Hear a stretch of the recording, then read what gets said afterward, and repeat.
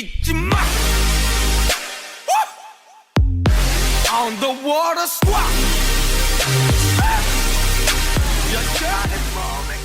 What's up, guys? Today we're going to be talking about how to get your bench press from this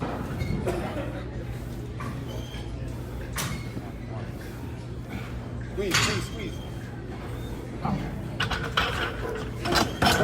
to something like this. Quan Barkley with 29 reps here.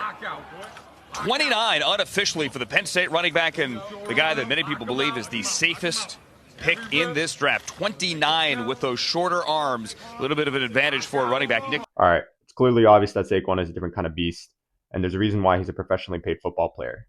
But nonetheless, 225 pounds is a huge milestone for a lot of lifters, so hopefully in this video, you'll learn how to get there sooner rather than later. All right, so we're going to go over some common mistakes as well as some tips and cues to help you maximize your bench press.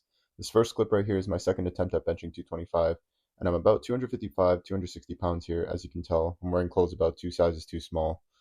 So here we go. First rep, very easy.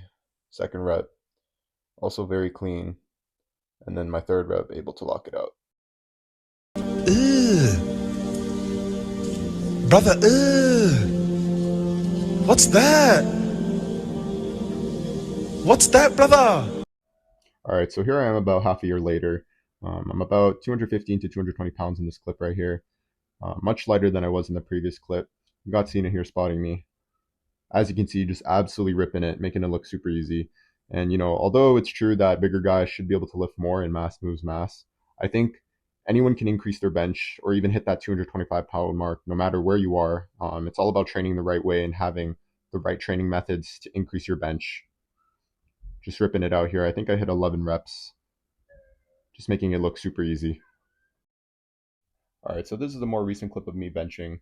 I think I'm around 190 pounds here, just over 2 months into my cut. And I'm effectively benching more than my body weight here. I probably could have hit more reps if I wanted to. This is right after a top set, so I'm much more fatigued than I would be if I were to do it fresh. Still, once again, making it look very, very easy. I think I was able to hit around 9 reps here. So with the added fatigue from a caloric deficit and just this being my final set, still able to push through with the 225 mark. Just emphasizing how training the right way and training for strength and just training the bench skill set can make it look very easy. So the first common mistake I see for a lot of lifters at the gym is that their warm-up sets are done without intention. Whatever your warm-up weight is, whether it's the bar alone, 10 to 20 pounds, a plate, don't just be throwing it up and down just because you can and it's easy. We want to be warming up with these weights with intention. As you can see in this clip, although 135 may be easy for me, I'm still controlling the eccentric and exploding out of the hole in a controlled manner, and I want my warm-up sets to look exactly like my top set in terms of the setup, form, and control. This helps you build a routine on your push days and helps you mentally and physically pyramid your way up to your heaviest set. By taking your warm-up sets as seriously as your top set, you get your body physically and mentally prepared for lifting the more challenging sets ahead. Although 185 is still a warm-up set for Ethan, he's still lifting the weight with the same form, rhythm, and control that he wants to lift heavier weights with, which helps him prepare him for his working sets. Following this mistake, those who warm up on the bench press by throwing the weight around it in their warm-up set often also lack a proper warm-up to the bench itself. As your most difficult lifts or movements should be done in the first quarter of your session, warming up and stretching is crucial to finding success in the bench press and reducing injury risk while getting the muscles and joints prepared for adversity.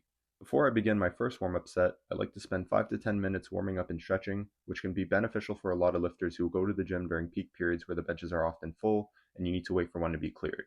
This gives you the perfect opportunity to stretch, as by the time the bench is ready, you should be good to go. Not only does this help get my body physically ready, but it also helps me build that routine and get me mentally prepared for the bench press. Finally, a huge mistake I see even my closest friends who lift with me often make is that you're taking too long to get into the movement. Although many lifters like to pause or hold the weight before getting right into the movement, taking too long will almost always result in a failed attempt. When you're doing your heavier sets or even your PR attempt, take your time to ensure you are set up correctly, your grip is correct, your core is braced, legs engaged, and everything else you feel you need to click before you take the bar off the rack. Even in my own experience, I often take the bar off but realize something is off. Whether my breathing is off or my grip isn't in the exact way it should be, I simply re-rack and rest for a minute or two to get ready again for the next attempt. It's better to re-rack and try again than to pour everything into a botched attempt from the get-go and not be able to try again in the same session. If I were to come away with just one piece of advice for all lifters who want to increase their bench, it would just simply be just to bench more. If you want to get better at something, the more you do it, the better you'll become. And with the bench press, the more you do the bench press itself, the more effective your body will become at pressing the weight up. What I mean by that is the bench press is a compound movement. You're using your chest, your shoulders, your core, your triceps. You're using a lot of muscles here. So in effect, the more you do the bench press, the more effective your body gets at using all these muscles together in order to press the weight. My second piece of advice would be is to not forget about your accessory lifts. These are really important, whether you're doing dips, incline bench press, incline dumbbell bench press, or whatever it is you like doing on your push days.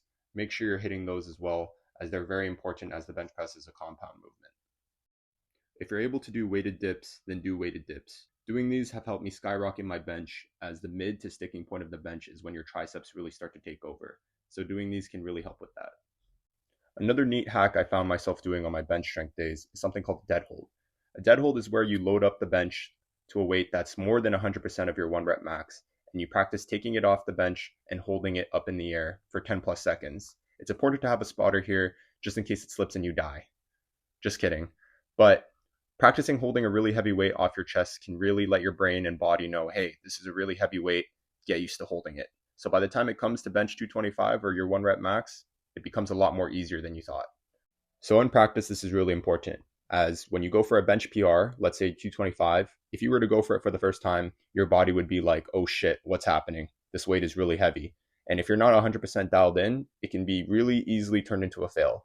So to avoid this, I do dead holds. So for example, if you want to go for 225, I would practice holding 250 with a spotter. And by the time you finally go for your 225 PR, because you're so used to dead holding 250, taking it off is really, really easy. Finally, don't be afraid to fail. Failed PRs or slow progress can be inevitable at times, but make the end result so much more rewarding.